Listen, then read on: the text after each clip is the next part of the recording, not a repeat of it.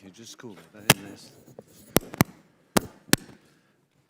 Ladies and gentlemen, I call this hearing of the Readiness Subcommittee of the House Armed Services Committee to order. I'm pleased to welcome everyone here today for an unclassified session on the current state of the U.S. Air Force. The purpose of this hearing is to clarify the information we've heard repeatedly over the past several weeks and months.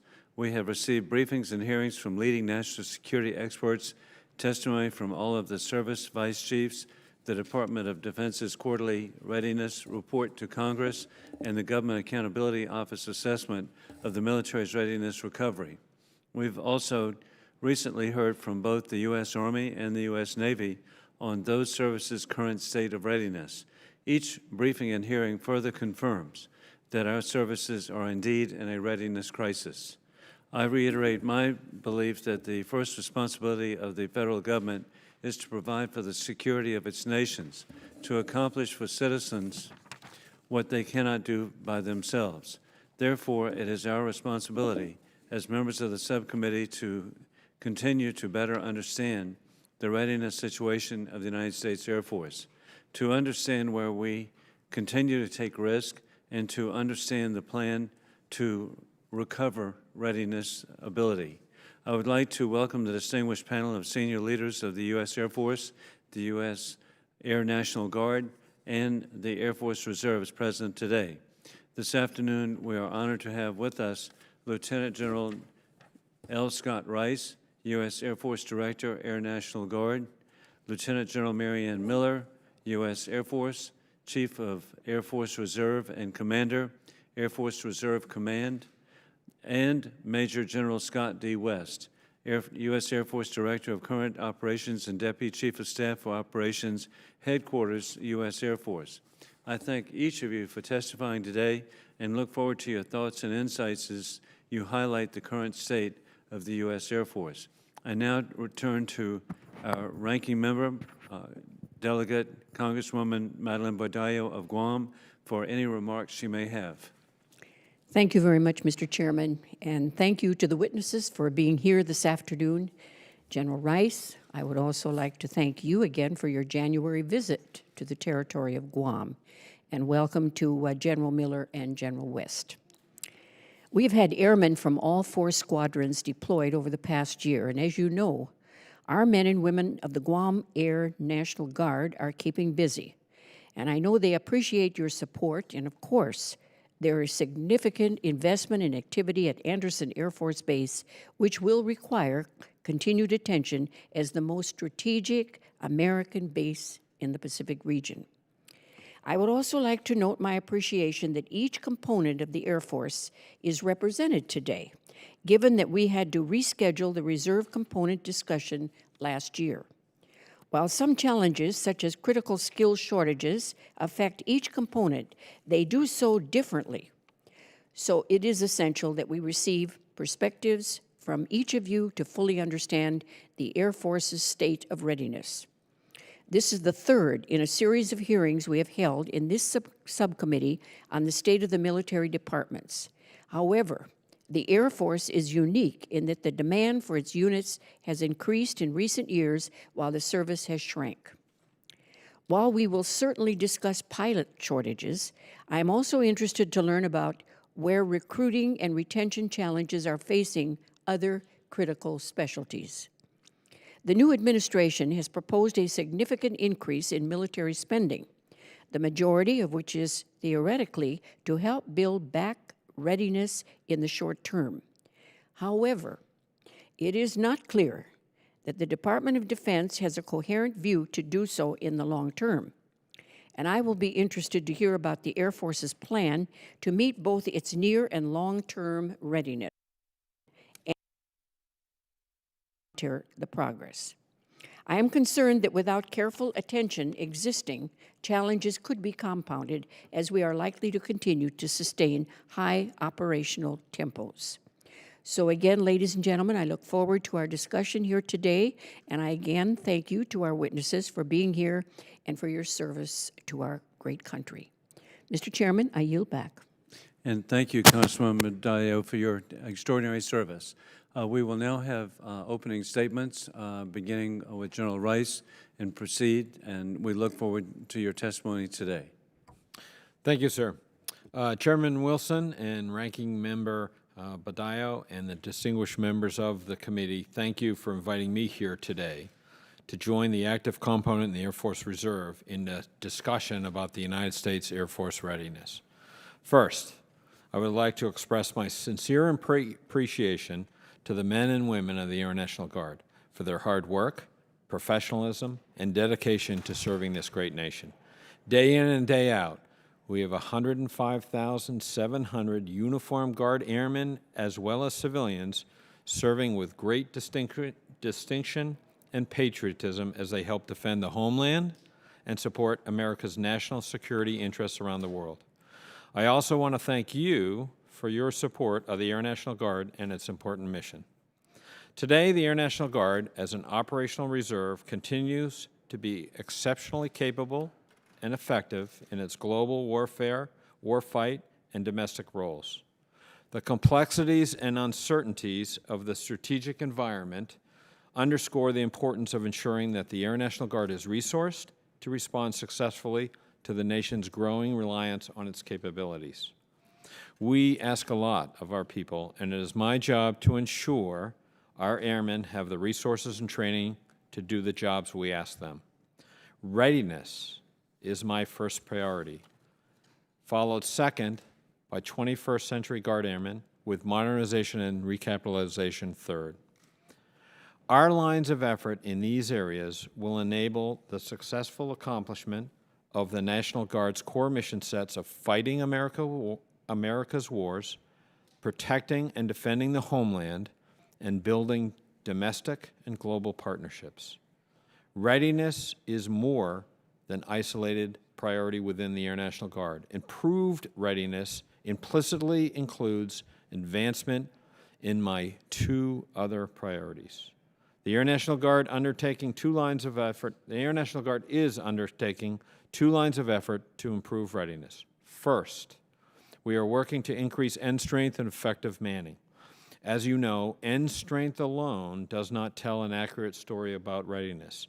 A better indicator of readiness is effective manning, or measuring the amount of fully qualified Guard airmen who occupy positions within their career field. I need your support for a wide variety of recruiting and retention initiatives in order to ensure I have the right airmen in the right positions. I would also ask for your support to take advantage of opportunities to recruit new members into the Air National Guard, including those separating from the active component. My second line of effort to improve readiness is maximizing training opportunities and the funding to support it. Right now, the total force faces a training shortfall in many critical areas. There simply is not enough initial training slots to meet demand. Numerous unit conversions, churn, endured by the Air National Guard over the past 15 years have increased the demand for training, which decreases the value of experience. We also need continuation training, the training in which our fully qualified Guard airmen must engage to remain current. Two ways to increase readiness to meet the continuation training demands are funding both a second shift maintenance in order to make additional aircraft available, and authorizing and funding the additional full and drill status positions. This committee's interest, knowledge, support, and time is vital to increasing the readiness of the Air National Guard. Together, we must ensure the men and women of the Air National Guard have the support they need as they balance responsibilities at home, civilian careers, patriotic domestic service, and the responsibility that this commitment is to our national security. We must ensure they are prepared for the tasks we expect them to perform. Thank you for inviting me here today, and I look forward to your questions. Thank you very much, General Rice. General Miller.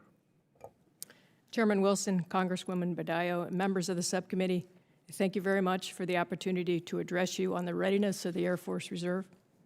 For 69 years, this nation has called on the Air Force Reserve to support national security objectives and all types of military operations all over the globe. Today, the Air Force Reserve balances the operational agility needed for today's fight while simultaneously providing the strategic depth needed to respond to the unexpected and emerging threats of our nation. Combatant commanders benefit from the capabilities and the experiences our reserve citizen airmen bring to the joint fight. On any given day, there are approximately 6,000 Air Force reservists on active duty orders operating in air, space, and cyber domains, supporting overseas contingency efforts and operations around the globe. Ready Airmen ensure the capability of a unit to accomplish its design mission to meet the demands of the national military strategy when called upon. Over the past few years, shrinking defense budgets and lack of fiscal stability have stressed our readiness levels, threatening our ability to reach and sustain full readiness. Congress's efforts to assist with our budget shortfalls have helped, but permanent relief from the BCA caps is crucial to a steady and enduring full readiness recovery. As I measure the state of readiness within the Air Force Reserve, I assess across the spectrum of people, equipment, training, and the demands of the operational tempo. As you know, our people are our greatest asset to ensuring global vigilance, global reach, and global power. In order to support emerging mission requirements of the Air Force, while continuing to support enduring combat missions, I need a slight growth in manpower over the next few years. With respect to our personnel readiness challenges, I am focused on three main areas. The first being the pilot shortage, the second, the shortfalls in full-time support, and finally, critical skills manning. The readiness and modernization of our aircraft and equipment are essential to maintaining an agile, combat-capable, and interoperative Air Force. The Air Force Reserve leverages the National Guard and Reserve equipment appropriation to increase capability and ensure interoperability within the joint fight. This account is particularly important in this fiscally constrained environment, and I want to thank you all for your tremendous support of that account. Training is our #1 job when not engaged in the fight. To maximize our training successes, we need predictable, reliable funding and training allocations in order to match our resources to our reservists' availability. Over the last 26 years of being engaged across the globe in exercises, contingencies, and operations, we have successfully adjusted to an operational reserve. Portions of our force are stressed, but our airmen are resilient, engaged, and honored to serve. Thank you for your tremendous support of the Air Force Reserve and for the opportunity to discuss our readiness. I look forward to your questions. Thank you, General Miller. We now proceed to General West.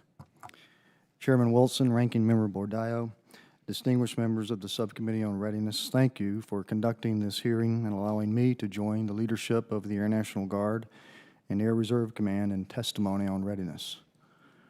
For the past 69 years, the Air Force has been breaking barriers as a member of the finest joint warfighting team on the planet. We've protected the homeland, provided 2 legs of the nation's nuclear triad, and provided unmatched air, space, and cyber dominance. Our joint partners and allies rely on us. We ensure freedom from attack, the ability to attack at a time and place of our choosing, and the ability to operate freely in peace and in combat. In no modern war, no other nation has achieved such an asymmetric advantage. We describe what we provide to the nation as global vigilance, global reach, and global power. Via global vigilance, airmen have built a real-time global intelligence and command and control network that can find, fix, and finish the smallest of targets, to include individuals who wish to do our nation harm. Airmen operate multiple satellite constellations, which range from GPS and space situational awareness to nuclear warning and protected satellite communications. Cyber operators build, secure, operate, and defend our networks and are ready to take offensive actions in, from, and through cyberspace. Via global reach, airmen rapidly range the earth to respond to a crisis or deliver critical supplies or personnel to any location on the planet. Airmen are engaged 24/7, with an aircraft taken off every 2.8 minutes somewhere around the globe. Airmen are in 23 countries at 77 locations, operate in a global system of airfields that enable operations of allies and joint partners. It's the strength and reliability of our mobility forces that make the U.S. military a global force. Via global power, airmen can strike an enemy on short notice anywhere in the world with fighters, bombers, remotely piloted aircraft, and ICBMs. Air Force Special Operators conduct counterterrorism operations daily, while our nuclear force provides the foundation for deterrence. Airmen provide two legs of the triad and are responsible for resourcing 75% of the nuclear command and control and communications network that connects the President to the triad. In sum, your airmen fight from just about anywhere at any time. More than 100,000 airmen stand watch around the globe in deployed locations from Korea to the Arabian Peninsula. In the United States, 7,000 airmen are engaged in operations against ISIS, from flying bomber sorties to conducting surveillance missions from the homeland. However, the Air Force is as small as it's ever been. Many envision our Air Force as large as the one that helped win Operation Desert Storm in 1991. That's not reality. At the start of 2016, our numbers stood at 311,000 active duty, down from more than 500,000 during Desert Storm, a 38% decrease. For 26 years, the Air Force has conducted continuous combat operations, resulting in a growing toll on airmen, their readiness, and their equipment.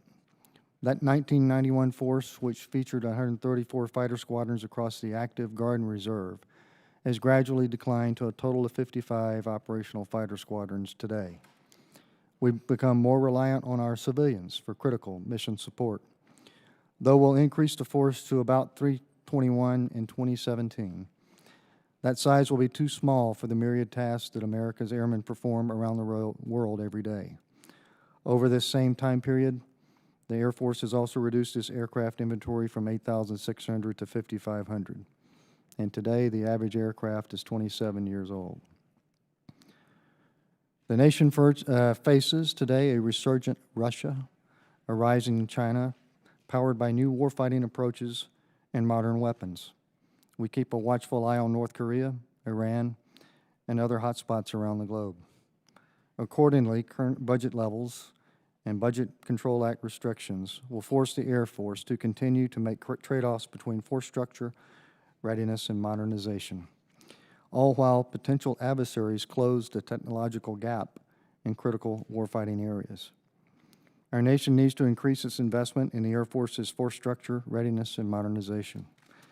With the focus of today's hearing being readiness, I note that investments in all three result in readiness improvements. For example, modernization investments today underpin the readiness of in the future.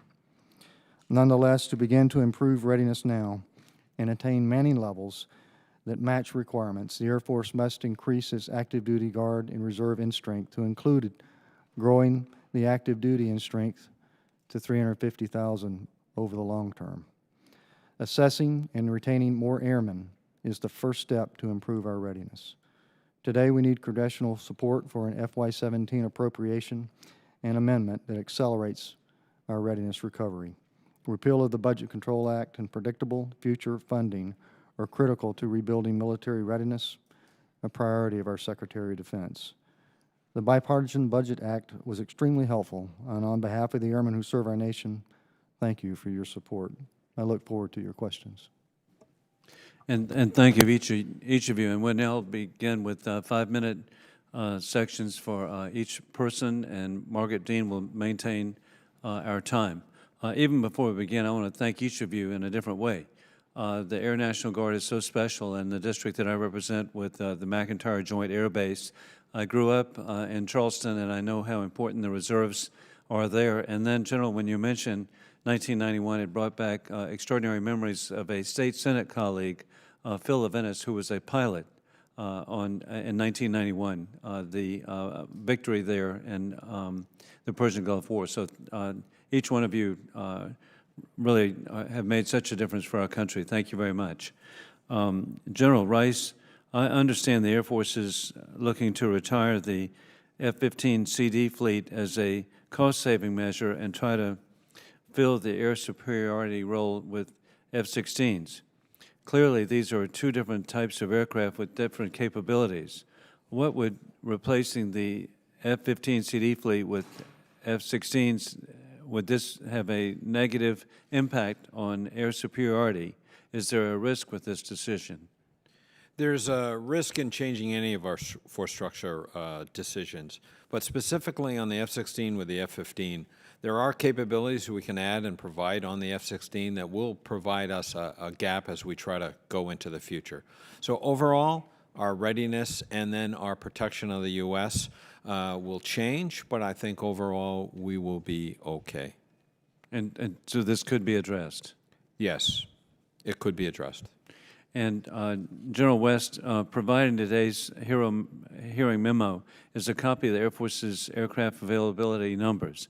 These reflect how many aircraft are fully mission capable and available to be flown.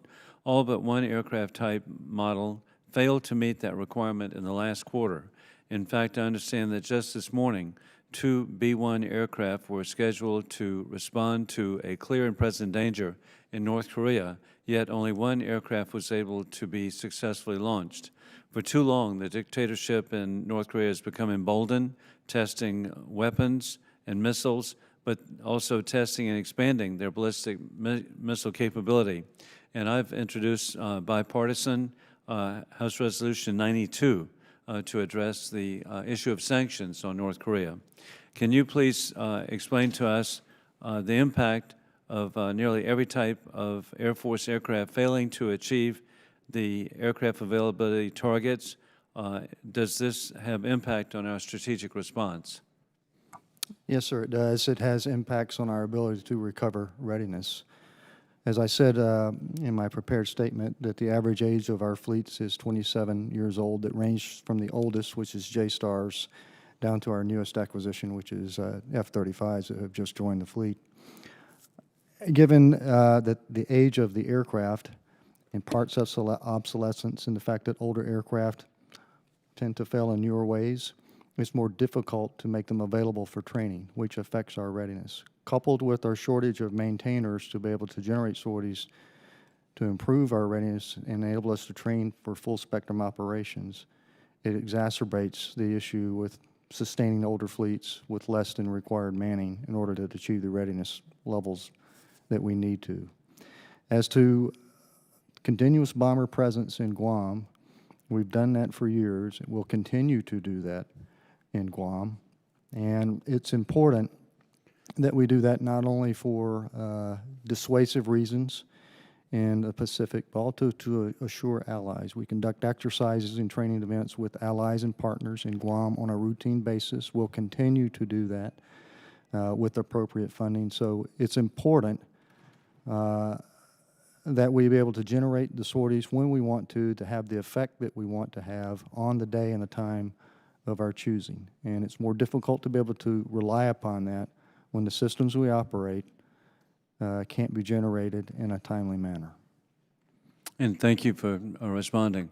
And General Miller, during the past few years, the Air Force has espoused the idea of integrated total force as a model for integration of active duty, reserve, and National Guard. A key example is the use of classic and active associations between the active duty and Guard reserve components. What impact do these associations have on Air Force readiness? What are the benefits of these associations, and should they be expanded in the future? Sir, we've been associated since 1968, and associations are critical to our readiness in order to be able to get the mission done every day. We are the smallest Air Force that we've been, and it takes each one of our components at this table to get the mission done. Integration is key. On the classic association side, we've been doing it, as I said, since 1968. On the active association side, active component members join us in the Guard and Reserve as we own the aircraft on the ramp, and they participate. This is critical to the absorption on the fighter side of our force, to absorb pilots and to experience them so they can then go back out and do staff jobs and do other things that work towards them becoming our future leaders of the Air Force. So associations are critical to our future, and we are committed to them at the Air Force Reserve level and through each component. And thank you each for your response and your service. We now proceed to Ranking Member Bordallo. Thank you very much, Mr. Chairman. General Rice and General Miller, to what extent are you experiencing pilot and other critical skill shortages? We know that bonus and incentive programs alone are not a cure-all, as quality of life concerns persist. So where are you finding success in addressing these issues, and how can we in Congress assist you? And we'll begin with General Rice. We're definitely feeling the similar types of pilot shortages that the active component is experienced. For example, we have over our whole fleet of pilots, we're probably approximately 800 to 900 pilots short. And we're working on our different statuses from our active Guard and Reserve members that are pilots to our technicians that are pilots. Both of those are full-time personnel, to our drill status guardsmen, our part-time pilots. And each one of them have different metrics and different reasons on why that we have shortages. And our most critical one is our technicians. And a piece of that is the way that model is constructed. So what we're attempting to do as we go into the future budgets is convert some of this program to an AGR type program. And that will help us because that's one of our strongest accounts. Thank you. General Miller. We are currently 300 pilots short across the Air Force Reserve. Our part-time numbers are, our percentage of part-time pilots is around 92%. It's the full-time piece that we are struggling with right now. We're roughly 66% manned on the full-time side, and that is due to overall the pull from the airlines, and the second part of that is being able to compete in the salary range of the technician force. So where could we use your assistance in relocation, retention, and bonuses? We're providing bonuses, but we could really use your help on special salary rate and recruiting, retention, and relocation bonuses. Thank you. Thank you, General. Thank you. I have a question for General West. As force structure declines and weapon systems and aircraft experience different issues and challenges, is the way we measure readiness a single static Air Force goal for a percentage of C1 and C2 units? Is its simplest form, is that helpful? Or do we need to revisit to ensure we are speaking most accurately when talking about readiness levels? We measure readiness, ma'am, in two different ways. And they're both related to, well, one way is readiness for what? Mm-hmm. And we measure that through the Defense Readiness and Reporting System, where commanders get to subjectively assess their capacity to meet their mission statement. That covers the what part, and our concern about the what part is not that we don't have capacity and won't continue to have capacity to support operations related to counterterrorism. We can continue to do that as airmen. The issue we have is our readiness to conduct combat against a near-peer adversary or the systems that they export. That's a much tougher issue on the readiness for what. That's what we mean by full spectrum readiness. That's the what. The other thing that we measure is ready with what. And the with what gets to metrics of, do you have the right personnel? Are they trained to the right skill level? Do they have the right equipment? And are they properly resourced? Status of resource and training system that we've had in existence in the Department of Defense. I think the combination of the two of them are important to take together. An objective, whether or not you agree with the percentages or not, because all the services have the same percentages on the ready with what, and then a subjective commander's assessment. Do I think my unit is prepared to support its mission statement? And those two together inform how we measure readiness. Thank you. I don't have much time left, so if you can be brief in your answers, I'd like to really ask each of you. We've heard you speak of the 5 key areas needed for readiness. In other words, which is your biggest concern, your number one priority? General Rice. If there's one thing I could do, it would put more maintenance on the flight line, so part-time and full-time. General Miller. Manpower, part-time, full-time. And General West.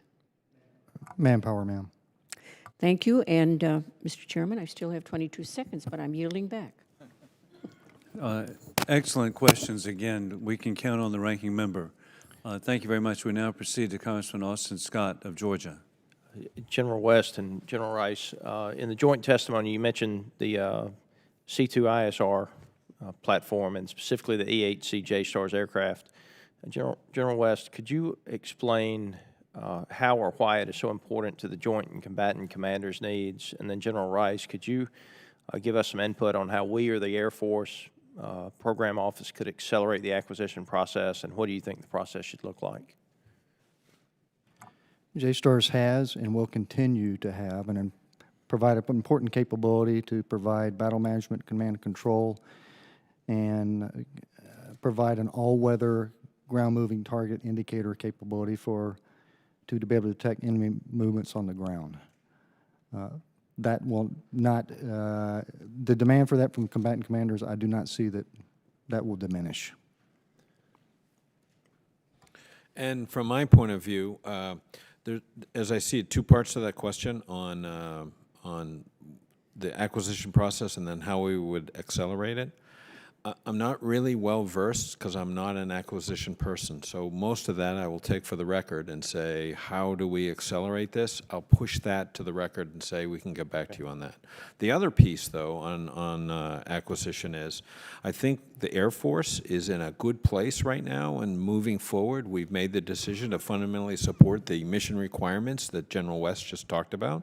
And now we're down the process of requesting information, getting contractors to start building packages to present a platform with a capability on it. And I think we're heading in a good direction. But how we accelerate, I'll take that for the record. Thank you. General Miller, you've stated that you were focusing on critical skills manning, and what exactly does that mean, and what is the impact on your mission? Critical skills are those career fields that do not have enough people to support them based on the demand. So the manning is low and the demand is high. So those are the critical skills that we target. So within the Air Force Reserve, those career fields are the pilots, and it's across the fighter mobility, RPA, it's across all spectrums of that. On the enlisted side, it's cyber, intel, and RPA sensor operators. So those are the key. I have a longer list, but those are the critical, those are the most critical of the critical. And we provide incentives for those folks to bring them in and keep them because, like I said, they're in high demand, but there's few of them. In your opening statement, you referred to the emerging mission requirements,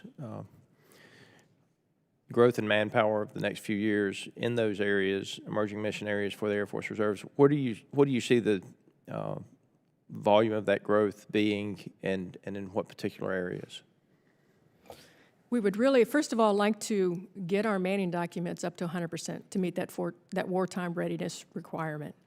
That will help with our ops tempo. The second growth area would be in the space arena, looking at future growth in the intel support of all space ops, and I'm working with General Raymond on that. In the cyber community, really it's a growth with the active component in mission defense teams, cyber mission forces, and of course supporting the combatant commander joint environment in the cyber ops arena. So it's really the space and cyber that we're going to focus most of that on. General West, in the joint testimony again, you relay that installations are in excess of our operational needs, specifically in the continental U.S. In addition, during the State of the Military hearing last month, General Wilson related there are 25% of excess in Air Force infrastructure. How is this calculated and what is included? Is the 25% of aircraft support facilities such as runways, hangars, et cetera? Is it 25% of overall base infrastructure to include workspace facilities and housing? What installations specifically have excess? And if we did not have, if we weren't 900 pilots short and the aircraft short, would we have that excess capacity? Sir, if the aircraft grew, if the Air Force, if the Congress supported Air Force growth to 350,000, we would still have 24% excess infrastructure capacity. Today, we have a backlog of $25 billion in either MILCON or facility sustainment, restoration, and modernization. If we were to be able to apply $1 billion per year, it would just arrest the decline of what we got to do to keep facilities up to proper standards. That is a trade-off of how much money we put into proposals for MILCON and facility sustainment and restoration and modernization versus how much funds do we recommend to modernize to new aircraft, B-21s, F-35s, KC-46s, versus how much funds do we propose to recapitalize existing fourth-generation systems versus how big is our end strength. Our total obligation authority is limited, so we have to make tough choices.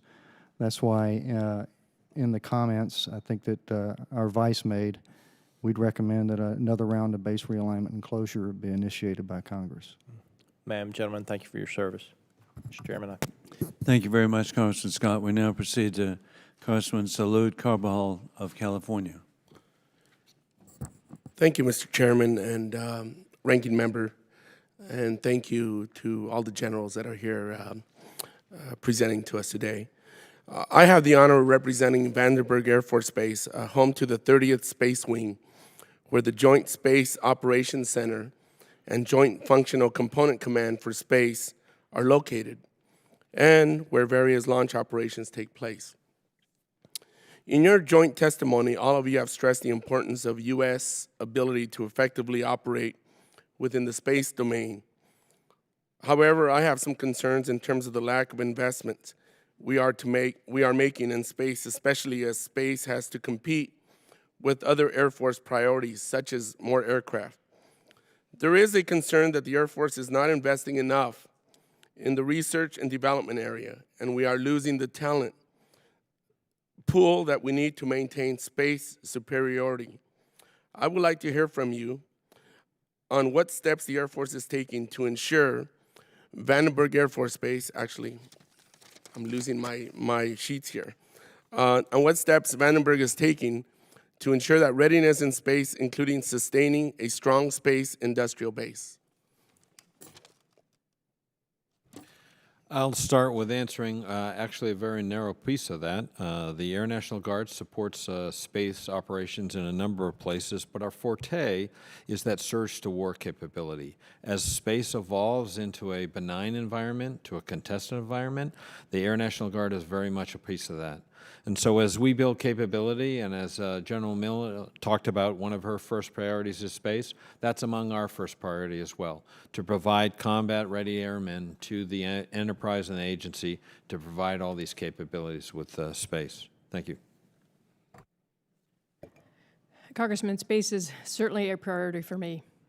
As I spoke before, I sat with General Raymond, actually General Hyten before he left for STRATCOM, and then General Raymond, and we talked about the future of space and the reserve component piece of that. Currently, I have 1,500 space professionals and operators in that space environment, and we are looking to grow in the space mission forces along with General Raymond, and we're working specifically on areas to leverage our space capabilities. We do have citizens or civilians who work in the space industry, and those folks are also, in some cases, reserve citizen airmen. So we're leveraging that experience. It is a priority. I can't get out ahead of the growth, but I can certainly be a wingman for that growth. So I would highlight two initiatives that the Air Force has underway, initiated by Air Force Space Command General Hyten during his tour of command. One is the development of the Space Mission Force, and the second is Space Enterprise Vision. The Space Mission Force is changing the way we provide space airmen such that they concentrate more on conducting operations in a contested environment. It's demonstrated contested. Something on the order of 10 years ago, China launched an anti-satellite weapon on one of its own degrading satellites to demonstrate that the domain is contested. So what Space Mission Forces does is changes the training regimen that includes how do we operate systems wherein we're contested, how do we develop techniques, tactics, and procedures so that we continue to provide all the capabilities that we need across the forces, across all the joint forces to conduct operations. We rely on space, and it's our asymmetric advantage. The Space Enterprise Vision is getting at how do we field systems that can not only continue to provide protected communications, space situational awareness, GPS, position, navigation, and timing, et cetera, what all the 12 constellations provide. But how do we field those that are more resilient? And how do we build our capacity to know and have a more space situational awareness? Between the two, equipping the force and focusing our training on a contested environment, I think that's the proper way to go forward. And Vandenberg is a big part of that, since it's one of only 2 places that we have to conduct launches, and it gives us an opportunity to choose between the two based on the conditions for each launch. Thank you very much. I yield back. Thank you, Congressman Carbajal. We now proceed to Congresswoman Vicky Hartzler of Missouri. Thank you, Mr. Chairman. Thank you all for your service. We appreciate you very much. General West, I just want to follow up on that the chairman was asking about the F-15s. And General Wilson, as you know, testified that only 50% of the combat air forces were prepared for a high-end fight like they might be encountered over South China Sea or Eastern Europe. And many of our air-to-air fighters were designed and built during the late 1970s and cannot face new threats such as the Chinese J-20 without capability enhancements and service life extensions. So I was wondering if you could give us some insight into the Air Force's plan to bridge the capability gap between now and the next generation air dominance program. And do you foresee the Air Force making significant investments into aircraft such as the F-15C with upgrades and service life extension programs? And if not, what are the alternatives? Thanks, ma'am. As General Rice had just mentioned briefly here, the choices that we have to make given certain total obligation authority limit, it bounds what we have to be, the choices that we have to make. The F-15C has served the nation well, as have its pilots, for decades, and it was our air superiority fighter. Now F-22 has taken that role.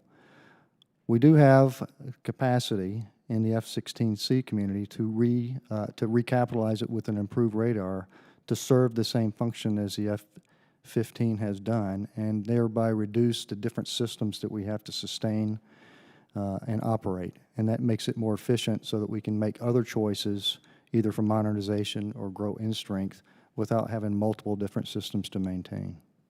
Okay, great.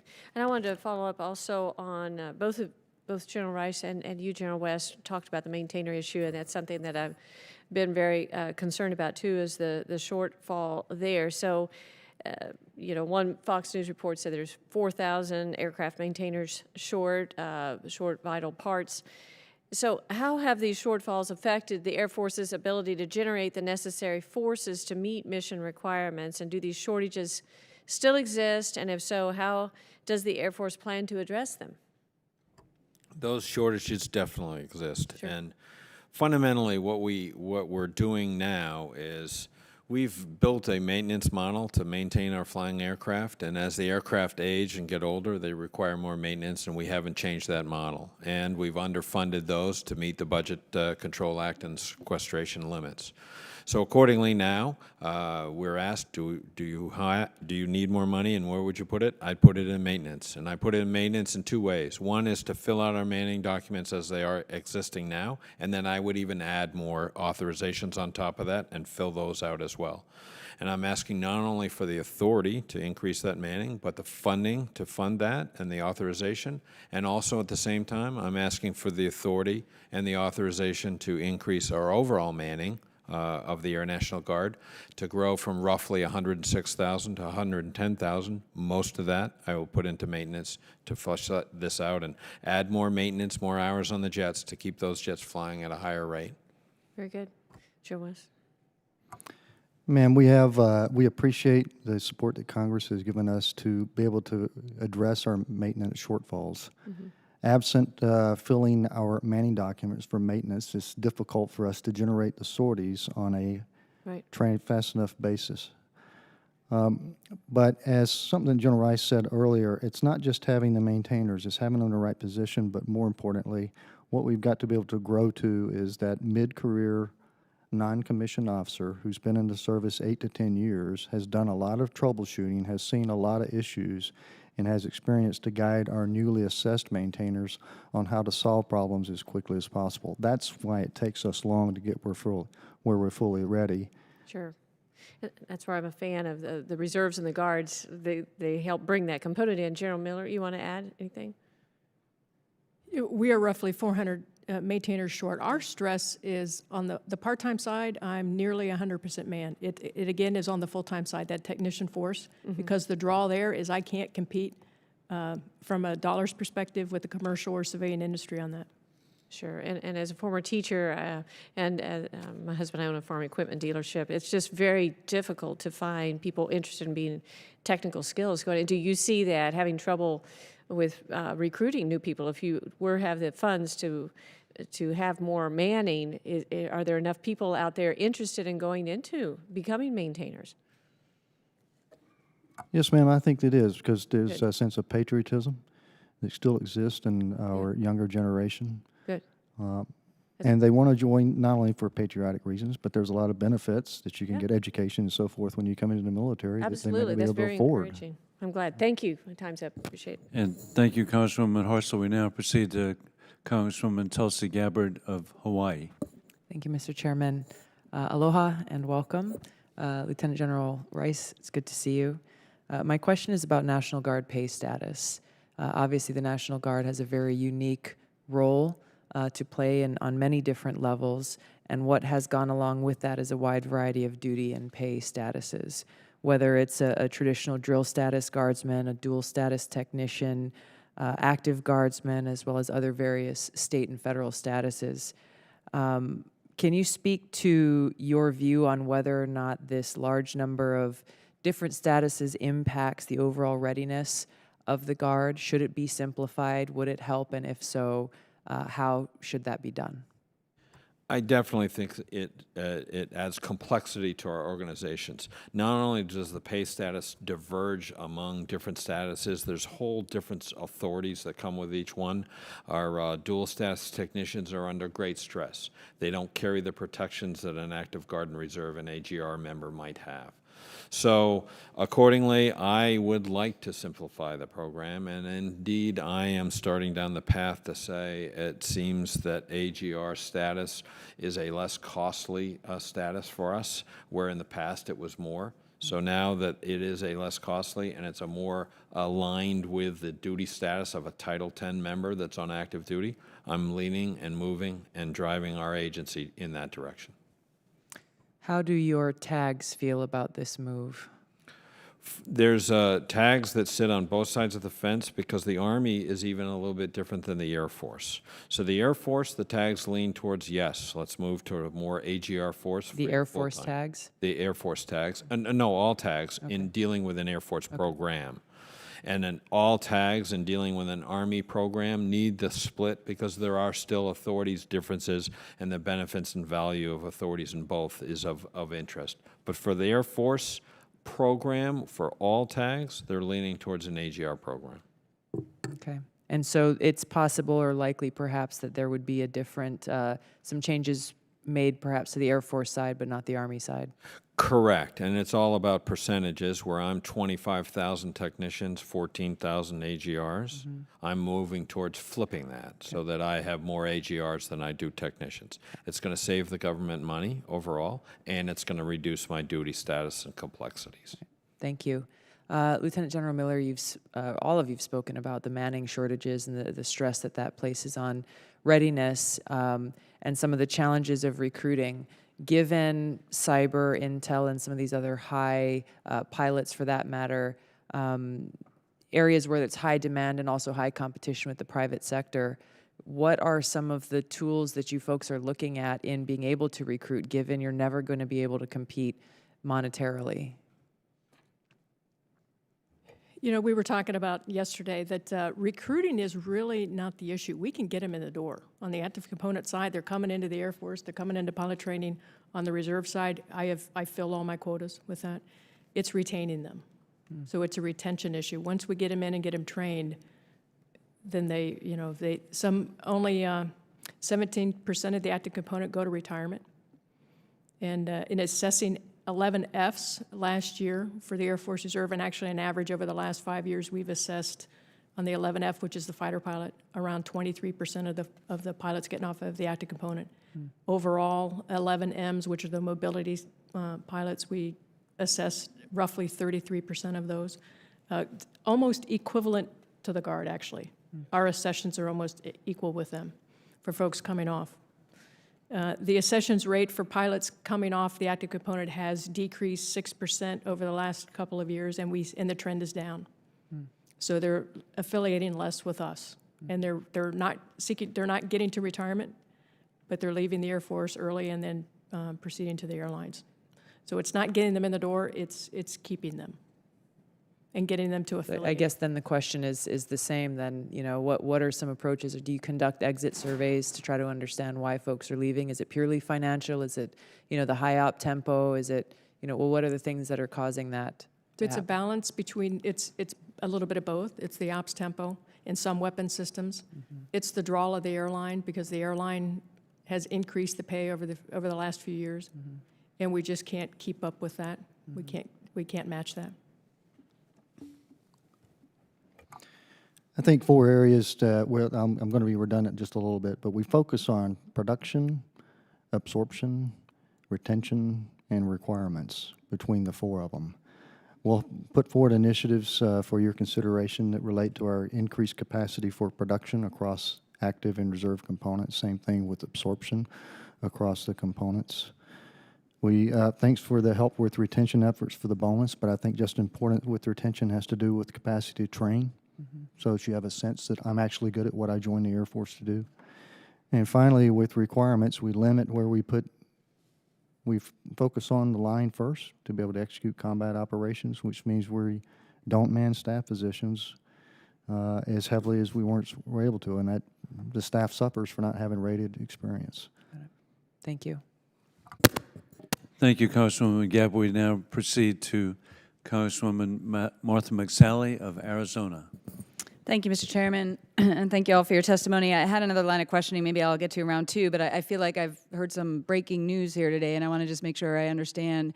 Has there been a decision or a proposal by the Air Force to get rid of the F-15C and to replace it with F-16s with new radar on it? This is the first I've heard. I didn't see that in any of the budget documents, so I'm just trying to understand. It's been mentioned now twice. What exactly are we talking about here? I don't know if that's formal, but I know we're discussing ways to maximize the use of what limited total obligation authority that we have, and to minimize the number of systems that we operate. Yep. And the sustainment for that, but still be able to accomplish the mission is what we're always trying to do, to be able to address a myriad of things with a limited total obligation authority. So has it been official? Is it official? I don't think so, but Is it I want to be pre-decisional? forthcoming. Pre-decisional would be a good way to word that. yes, ma'am. Pre-decisional, active duty. What about in the Guard? Yes, pre-decisional, because we're actively a part of planning choices. And Right. right now, it's planning. We haven't made the choices yet. Yep. So planning choices started for 19 last fall. We got and received this information. There's about 4 or 5 different things. One of the options is retiring the F-15Cs and then replacing them with F-16s with upgraded AESA radars. Can we do that? Is that a plan? And time-wise, is it the capability we want? Those are still in planning choices, and we're talking about those. So, and let me just say, I know sequestration is you know, put all the services in a very, very difficult situation, and the choices that you've all laid out, I totally get that. But as we're working through this process, I think the other subcommittee I'm on, Tactical Air and Land, we'd like to be a part of this discussion with you for sure. As you know, and I want to get into pilot rivalries here, but if we're talking about 4th generation, you know, assets, you got the F-15C, which was, you know, prior to the F-22, the best at air-to-air, or the A-10, best at close air support, combat search and rescue, F-15E if you want to do air interdiction. And the F-16 is an incredible, versatile, multi-role, a little bit less expensive, sort of decathlete, right? Sort of fills in those gaps. So I think, you know, comparing the capabilities side by side, we all need to be careful through that analysis, that an F-16 with an upgraded radar does not meet the same capabilities as an F-15, but I realize the funding challenges that you have as you go through this decision process. But it doesn't bring the same capability that the F-15C does with the expertise in air-to-air. That's correct, but I think we're getting beyond that. And as we get into the digital age and we get to be systems of systems, those systems and how they integrate is as important, and in the future will be even more important than the platform itself. And so we're trying to balance that as well. How does one specific system with its optimized capability fit into a system of systems? And those are the kind of things that, you know, does a bunch of F-16s equal one F-15 or numbers, and how does it integrate to the whole spectrum? Exactly, and I would just ask, is part of planning choices. you know, we've had long discussions about the A10 decision, but in hindsight, a lot of factors of how many of these does it take to replace this many A10s on station, and how many more tankers is that, and how many more squadrons is that based on the weapons load. So just please, you know, after the fact, those were some considerations that weren't really, you know, GAO validated, weren't really looked into. So as you're going forward and looking at this, please, you know, learn those lessons. And I think there's also a readiness issue if we're talking about units that are shifting from F-15C to F-16. You now have a bunch of pilots who are qualified and capable in one airplane, and we're already in a readiness crisis. And if you're now retraining everybody to another aircraft, that does have in the midst of a crisis, a bit of a short-term dip in readiness as well, just as far as the capabilities and qualifications of those that are flying. Is that fair? Are you looking into that as a factor as well? We do, and we manage how often and how quickly, because when you're doing a change from one major weapon system to another, you're going to be off the line for a while. Yeah. However, I would also, given the fact that our technology advantage that we enjoy today is lessening, it's important that we also achieve modernization as rapidly as possible. Yep. So we're going to have to take some units off the line to achieve the transition, but I think sooner is better, given that the investments that are being made by China and Russia in particular are pretty significant. I'm with you on that point for sure. But with us being down to 55 fighter squadrons, we just got to be careful on how that transition would happen should this decision come to fruition. Do you have any idea of the timeline? Is this like a FY19 issue, or where are you in the decision-making process on this? I just want to make sure we're asking the right questions. I would say it's coming into a 19 for planning choices. I don't think we'll get there, though, in this cycle. I think it's probably next year. It'll come more to a head. Okay. Thank you. I have a lot more questions for a second round, so I yield back now. Thank you, Congressman McSally. We now proceed to Congressman Joe Courtney of Connecticut. Thank you, Mr. Chairman. I'll be quick because I know the vote is happening right now on the floor.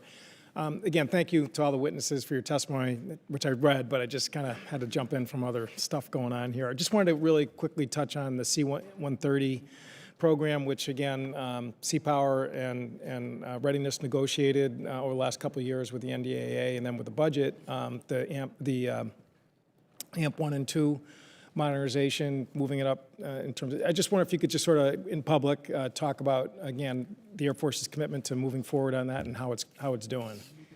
The Air Force is very committed to modernizing the C-130H. In fact, AMP-1 has been fully funded, and we believe the timeline on what the technology that's coming to the table and what we're hearing from the contract will be ahead of schedule and will meet the deadlines by 2020.